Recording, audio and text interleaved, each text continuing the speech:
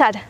आपल्या शरीराला गतिशील करणारं आणि आपल्या जीवनाकडे पाहण्याचा दृष्टिकोन सकारात्मक करणारं, त्याचबरोबर आपली फिटनेस लेवल वाढवणारं असं एक योगासन आज आपण पाहत आहोत आणि ते आहे जानुशिरासन. तर जानुशिरासन नेमकं कसं करायचं ते आपण जाणून घेणार आहोत. आता बऱ्याच लोकांना खाली बसायला त्रास होतो, मांडी घालायला त्रास होतो आणि याची बरीचशी कारणं आहेत. म्हणजे व्यायामाचा अभाव, व्यायामाला कंटाळा करणं, खाली उठणं बसणं कमी असणं किंवा खाली बसून जेवण्याची सवय नसते. आपल्याला डायनिंग टेबल्स लागतात किंवा स्टडी टेबलवरती मुलं आजकाल अभ्यास करतात. खाली बसायची सवयच मुळी नाहीशी झालेली आहे आता आणि त्यामुळे त्याचा परिणाम असा झालेला आहे की आपल्या शरीरातली जी लवचिकता आहे आणि जो चपळपणा आहे तो कमी होत चाललेला आहे आणि त्यामुळे आपण आता बद्धपणा जो आहे आपल्या शरीरातला तो वाढत चाललेला आहे. म्हणून आपण बघा, कुठलेही समारंभ असू दे किंवा कार्य असू दे, पूजा असू दे घरामध्ये, तर या अशा कार्यक्रमांमध्ये आपण जास्त काळ खाली बसून राहू शकत नाही, कारण आपली जी कॅपॅसिटी आहे ना तीच कमी झालेली दिसून येते. आणि म्हणून काय झालं आहे की शरीरामध्ये कॅपॅसिटी नसल्यामुळे आपलं जीवन इतकं फास्ट झालेलं आहे की आपण खाली बसणं किंवा मांडी घालून बसणं याला महत्त्वच दिलेलं नाही आहे.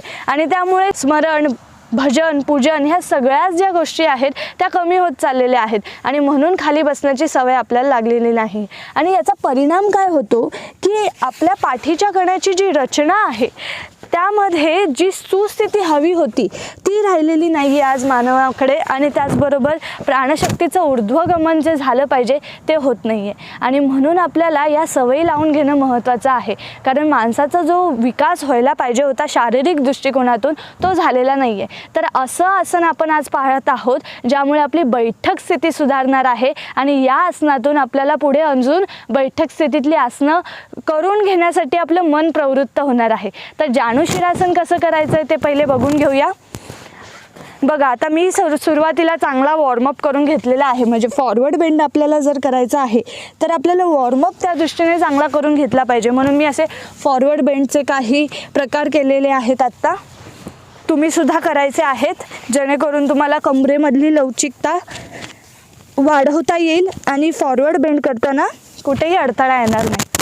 आता जेव्हा आपण जानुशिरासन करतो तेव्हा दोन्ही पाय स्प्रेड करून एक पाय असा फोल्ड करायचा आहे आणि पायाचा तळवा हा मांडीला लावायचा आहे. दुसरा पाय पूर्णपणे सरळ ठेवायचा आहे. दीर्घ श्वास घ्यायचा आहे. संपूर्ण शरीर वरच्या दिशेने ताणायचं आहे. त्यानंतर एका बाजूला कमरेला फिरवून हळूहळू खाली वाकायचं आहे.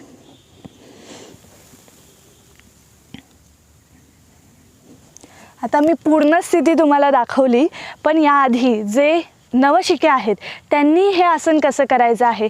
सुरुवातीला आपण श्वास घेऊन शरीर वरच्या दिशेने ताणायचं आहे. अंगठा स्वतःच्या दिशेने खेचायचा आहे. अंगठ्याचा भाग जो आहे तो पकडायचा आहे हातांनी आणि मान समोर ठेवायची.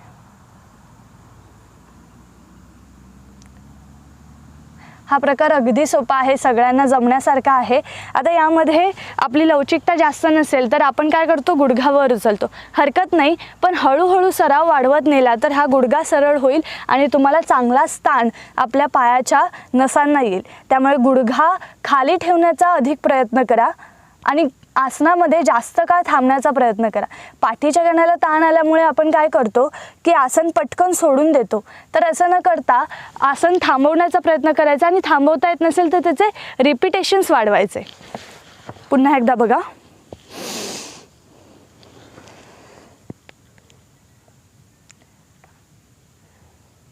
आता या आसनामध्ये जशी प्रगती होत जाते तसं आपलं डोकं गुडघ्याला आपोआप लागतं.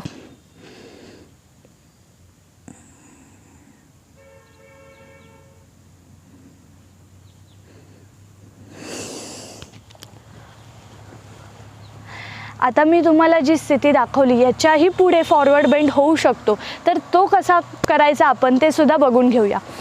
आता मी हा पाय घेतलेला आहे तर दुसरा पायाने करते. बघा, पुन्हा हा पाय मांडीला लावायचा, पायाचा तळवा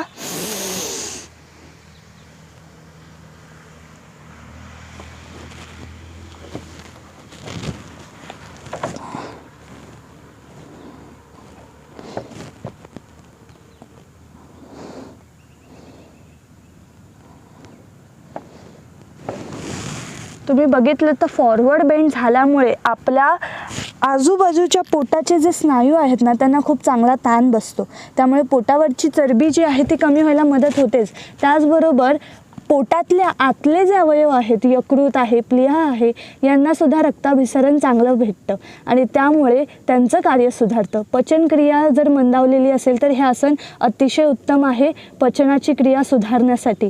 त्याचबरोबर या आसनामुळे मेंदूच्या दिशेने रक्तप्रवाह चांगला होतो आणि त्यामुळे आपल्या मेंदूच्या पेशी उत्तेजित होतात. आता हे आसन गुडघेदुखी ज्यांना आहे त्यांच्यासाठी अतिशय उत्तम आहे.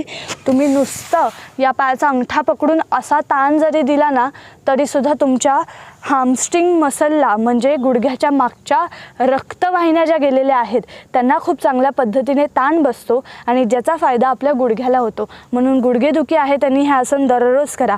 जर तुम्हाला खाली बसता येत नसेल तर चेअरवर किंवा सोफ्यावर बसून हे आसन करण्याचा प्रयत्न करा. आणि गुडघेदुखी असते तेव्हा मांडी घालता येत नाही तर त्यांनी काय करायचं तर दोन्ही पाय सरळ ठेवून अशा पद्धतीने तुम्ही केलं ना तरीसुद्धा चालेल.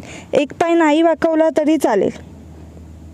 फक्त महत्त्वाचं काय आहे की सगळ्या अवयवांना ताण बसणं एकत्रपणे आणि हे जर ताण आपण दिले तर आपल्या शरीरामध्ये अनेक बदल घडून येतात आणि त्याचा परिणाम आपल्या अवयवांवरती खूप चांगल्या पद्धतीने होतं. आणि हे आसन जेव्हा आपण पूर्णपणे करतो म्हणजे आपली प्रगती जशी होत जाते आणि या आसनामध्ये आपण संपूर्ण ताण जेव्हा शरीराला देतो तेव्हा आपल्या श्वासावरती सुद्धा त्याचा परिणाम घडतो. म्हणजे आता बघा, जेव्हा मी श्वास घेऊन संपूर्ण शरीरावरच्या दिशेने ताणते आणि खाली जाते तेव्हा माझ्या कमरेपासून ते डोक्यापर्यंतचा भाग आणि हिप्सपासून टाचेपर्यंतचा संपूर्ण भाग एकत्रपणे ताणला जातो. म्हणजे सर्व शिरांना एकत्र ताण बसतो आणि हा ताण सातत्याने असतो. आणि हा ताण जेव्हा आपल्याला सतत राहतो असाच तेव्हा आपलं श्वसन जे आहे ते हळूहळू संथ होत जातं, मंदावत जातं आणि काही काळानंतर आपण पूर्णतः स्वतःला विसरलेलो असतो या स्थितीमध्ये. म्हणजे उपाधीला पूर्णपणे विसरून आपण स्थिरम सुखम अवस्था गाठलेली असते आणि अशी स्थिती म्हणजे खरा योग. आणि तेव्हा हे आसन खऱ्या अर्थाने सिद्ध होतं. कारण आपण संपूर्णपणे ईश्वरी भावात हे आसन केलेलं असतं. त्यामुळे असं सिद्ध आसन होण्यासाठी याचा सराव आपल्याकडे सातत्याने असला पाहिजे. तर असं बहुगुणी योगासन सर्वांनी दररोज सरावामध्ये आणा आणि त्याचबरोबर अनेक योगासनं आहेत त्यांचासुद्धा सराव सुरू ठेवा.